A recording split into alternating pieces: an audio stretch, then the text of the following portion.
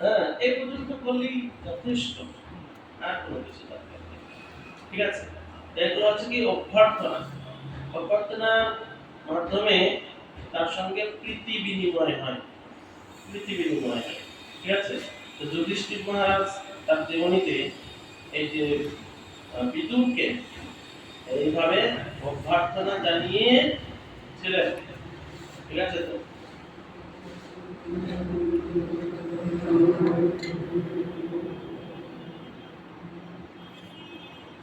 হরে কৃষ্ণ। তাহলে কি করা উচিত আমাদের? এটা একটা বুদ্ধি দেবে,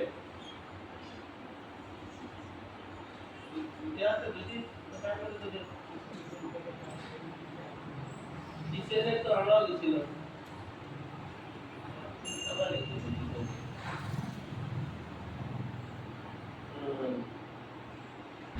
হরে কৃষ্ণ। একজন বৈষ্ণব যদি গৃহস্থ বাড়িতে যায়, সেই ক্ষেত্রে তার কি কি আচরণ করা উচিত? এই শিক্ষা থেকে বলেন, কি কি পেলেন আপনি?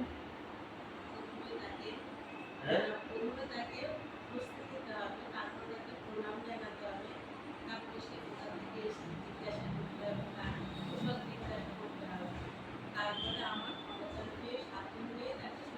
হ্যাঁ, হরিবল। শাস্ত্র অনুসারে সেবা দিতে হবে, আর সেবায় তিনি সন্তুষ্ট হয়েছে কিনা তা জিজ্ঞাসা করা যেতে পারে, যে আপনি এই যে আমার গৃহে আসলেন, আমরা তো কিছু জানি না, তো আমাদের সেবায় কি আপনি সন্তুষ্ট, নাকি কোনো অপরাধ হয়েছে কিনা আমাদের একটু শিক্ষা দিন, বলা যেতে পারে। আর তার মুখ থেকে হরিকথা শ্রবণ, ঠিক আছে, এটা হচ্ছে মূল ব্যাপার।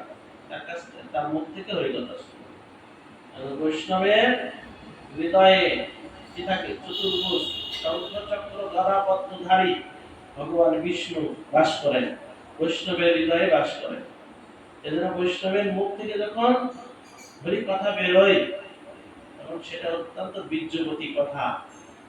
ওই কথা শ্রবণ করলে সংসার রূপ, সংসার রূপ এই যে সমুদ্র, হ্যাঁ, এই সংসার সমুদ্র থেকে আমরা উত্তীর্ণ হতে পারি।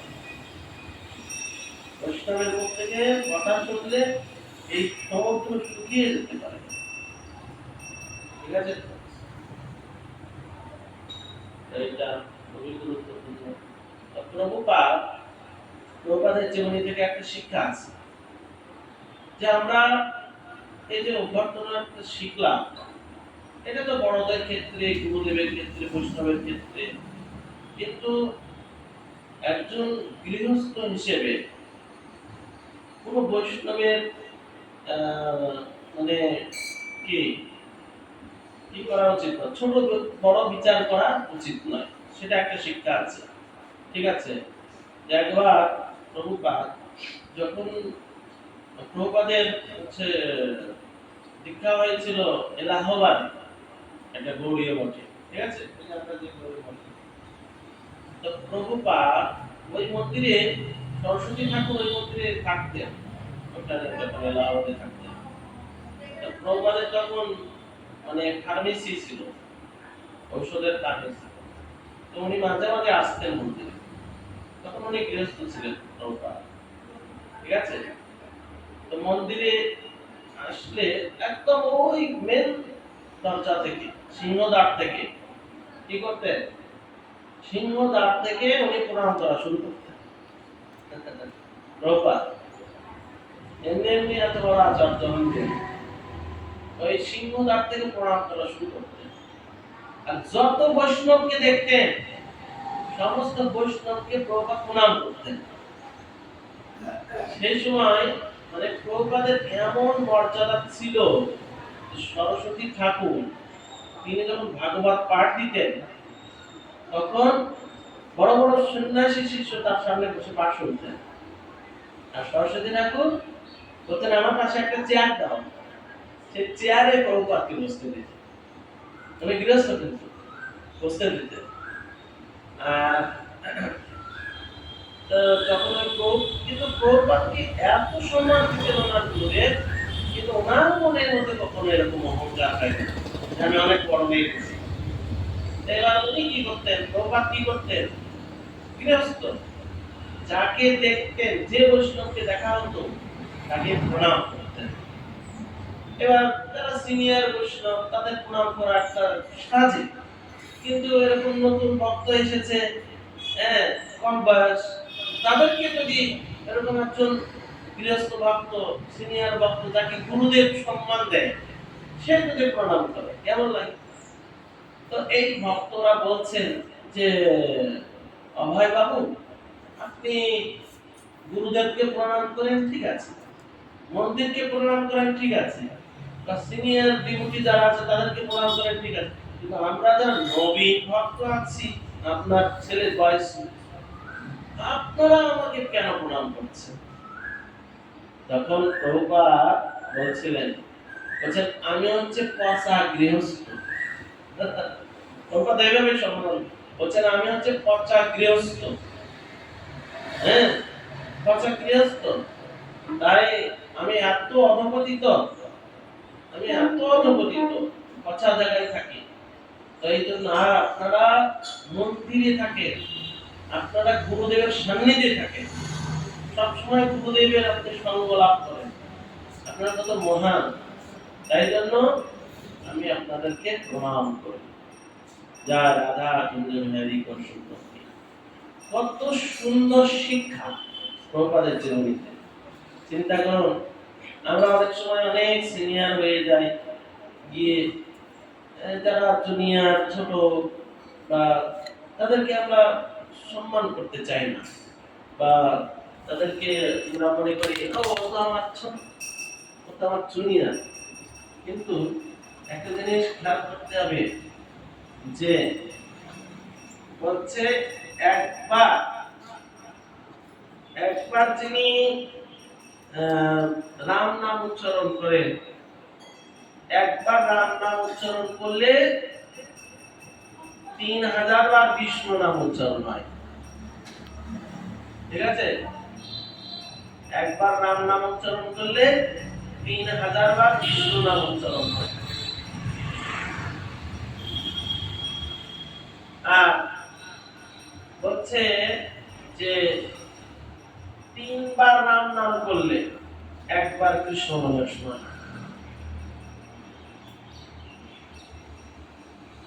তাহলে যিনি কৃষ্ণ নাম উচ্চারণ করছেন, তিনি কতবার বিষ্ণু নাম উচ্চারণ করছেন চিন্তা করছেন? এবার 16 নাম 32 অক্ষর যখন উচ্চারণ হচ্ছে, কত 9000 কে 16 দিয়ে আপনি বলতেন, হ্যাঁ? আচ্ছা, এরপরে যিনি জপমালায় প্রতিদিন হরে কৃষ্ণ মহামন্ত্র জপ করেন, ধরুন এক মালা করেন, তাহলে এক মালাতে কত বিষ্ণু নাম উচ্চারণ হচ্ছে? আর যিনি 16 মালা করেন, 32 মালা করেন, তিনি কতবার ভগবান বিষ্ণু নাম উচ্চারণ করার কথা। তাহলে চিন্তা করুন যে তাহলে যিনি ভগবানের পবিত্র হরে কৃষ্ণ মহামন্ত্র প্রতিদিন জপ করেন, তিনি কত ঊর্ধ্বের ব্যক্তি। বলছে যৎ নাম ধ্যেয় শ্রবণ অনুকীর্তনা, যিনি ভগবানের নাম শ্রবণ অনুস্মরণ করেছেন, যার জিহ্বায়, যৎ জিহ্বাতে বর্ততে নাম তুভ্যম, হ্যাঁ, যে পুস্তক যোগ সদ্গুণ রাজা ব্রহ্মাচুর নাম গৃহমন্ত্রী, যার জিহ্বায় একবার ভগবানের নাম উচ্চারিত হয়েছে, তিনি আগের জীবনে সমস্ত তীর্থে স্নান, সমস্ত যজ্ঞ, সমস্ত তপস্যা, সমস্ত বেদ অধ্যয়ন কমপ্লিট করেছেন, আর তার জন্য তার জিহ্বায় এই হরে কৃষ্ণ মহামন্ত্র নাম উচ্চারণ হচ্ছে। তাহলে কি তিনি সিনিয়র না জুনিয়র? আগে সব কমপ্লিট করে এসেছেন বিধায় তার জিহ্বায় নাম উচ্চারণ। তার মানে কিন্তু এখানে যদি বিচার বিশ্লেষণ করা যায় তাহলে তিনি হরিনাম করেন, কৃষ্ণ নাম করেন অনেক দুনিয়া এই জন্য সম্মান সবাইকে বৈষ্ণবকে, ঠিক আছে? হরে কৃষ্ণ, এটাই হচ্ছে অভ্যর্থনা জানানোর একটা বিশেষ শিক্ষা। সবাইকে সম্মান করতে হবে। জীবে সম্মান দেবে জানি কৃষ্ণের অধিষ্ঠান, কৃষ্ণ অধিষ্ঠান। জীবের সম্মান দিলে, কেননা জীবে কেন সম্মান দিবে? সবার মধ্যে কৃষ্ণ আছে। হরে কৃষ্ণ। আমাদের কি করা উচিত? সবাইকে সম্মান দিয়ে কথা বলা উচিত, আচরণ করা উচিত, এমন যাতে না হয় কোনো আচরণের দ্বারা, কথার দ্বারা মানসিক ভাবে কেউ যেন আমার দ্বারা কষ্ট না পায়, দুঃখ না পায়, সেই দিকে খেয়াল করে থাকতে হবে। তাহলে আমাদের এই যে জন্মান্তর ধরে আমরা যে ভক্তি লাভ করেছি তা অনায়াসে বিফলে চলে যেতে পারে, অনায়াসে, কোনো ব্যাপার না। হয়তো আমি অনেক ভক্ত বানিয়েছি, অনেক প্রচার করলাম, অনেক কিছু ডেভেলপ করেছি, তাতে কি যদি আমি বৈষ্ণবকে সম্মান না করলাম, শ্রদ্ধা না করলাম, বৈষ্ণবকে আমি দুঃখ দিলাম, কষ্ট দিলাম, কোনো লাভ নেই। এই জন্য বলছে কোটি জন্ম যদি করে হরিনাম সংকীর্তন তবু না মিলিবে শ্রী নন্দের নন্দন। কোটি জন্ম ধরে হরিনাম করলেও ভগবান মিলবে না। এজন্য খুবই সাবধান থাকতে হবে এই বিষয় নিয়ে। হরে কৃষ্ণ। জয় শ্রীল প্রভুপাদ কি, আমার পুরাণ শ্রীমদ্ ভাগবতম কি, জয় গৌর প্রেমানন্দে।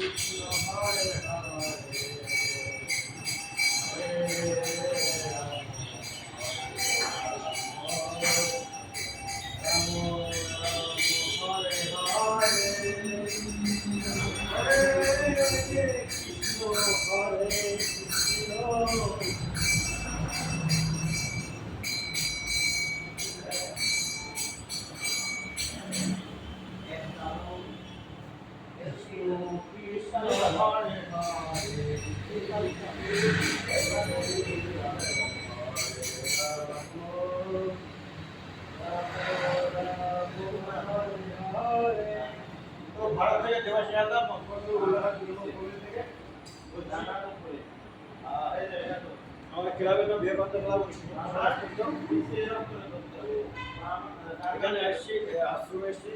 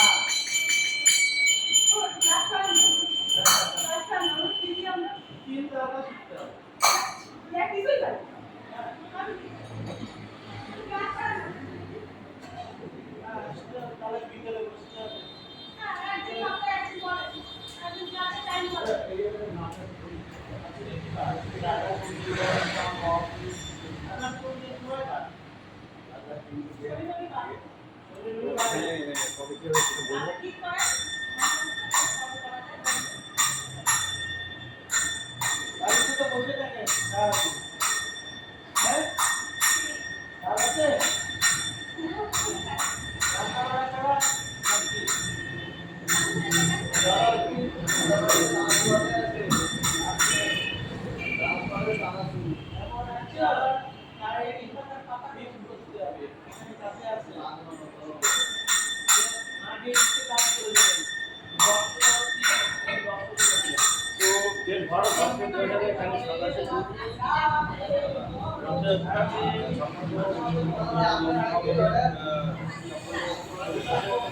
পাঁচই জুলাই উত্তরা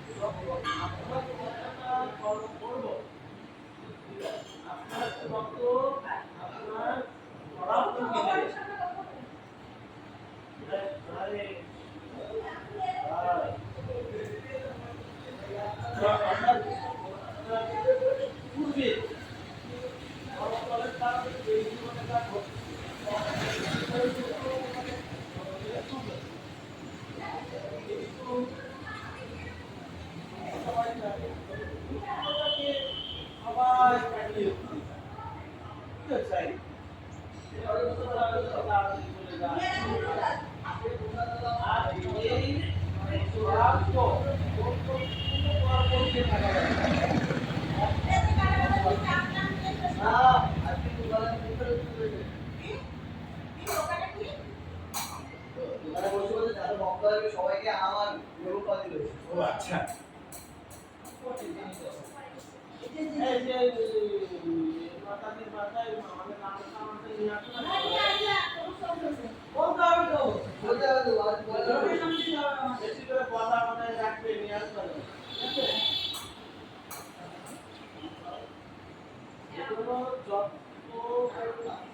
সুযোগ আছে আমরা সুযোগগুলো কি দিয়ে ব্যবহার করি ব্যবহার করবেন সেগুলো তারা আমাদের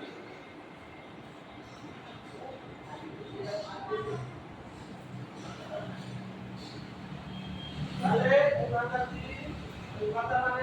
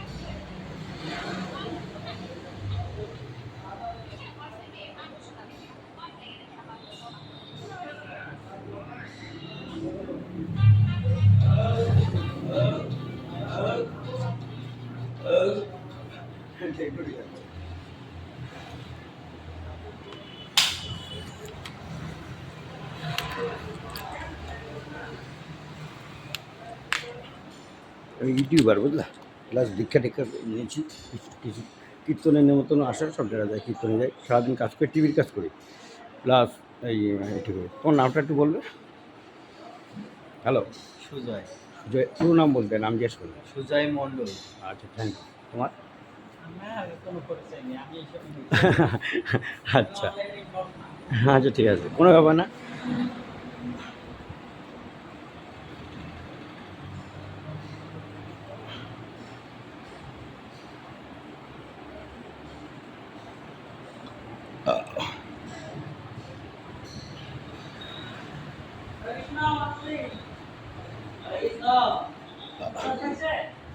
আসেন প্রসাদ নিয়ে যাও, মানে প্রসাদ নিয়ে যাও, প্রসাদ নিয়ে রাখো, মানে প্রসাদ নিয়ে যাবে, মন্দিরের ভেতরে এসে প্রসাদ দিয়ে দাঁড়ান। প্রসাদ নিয়ে যাও।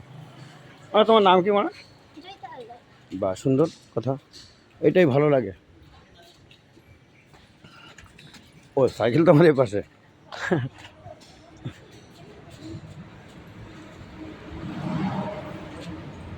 তো দেবাশী আল্লাহ ভারত থেকে আমি একটা ভিডিও, ছোটোখাটো ভিডিও করে বেড়াই, আর প্রসাদ দিচ্ছে এখানে, ইয়ে হয়ে গেছে, আমি প্রসাদ নিলাম। রথযাত্রা এই যে আগে বলেছি, 27শে জুন রথযাত্রা, আর 25 জুন উল্টো রথ।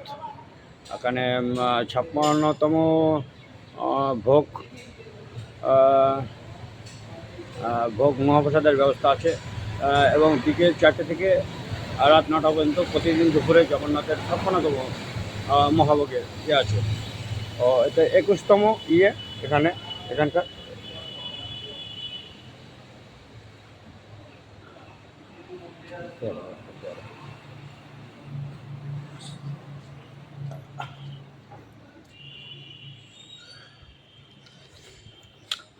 তো আমি বললাম ভিডিও করা যাবে, বলে হ্যাঁ কেন করা যাবে না, ভিডিও পারমিশন নিয়ে নেওয়া। সাইকেল, আমি সাইকেল করি, এটা আমার সাইকেল।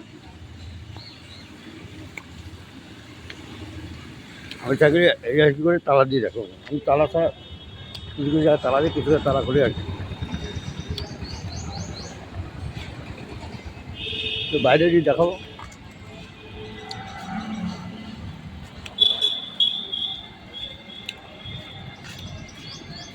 আরে কাকু মেয়েটা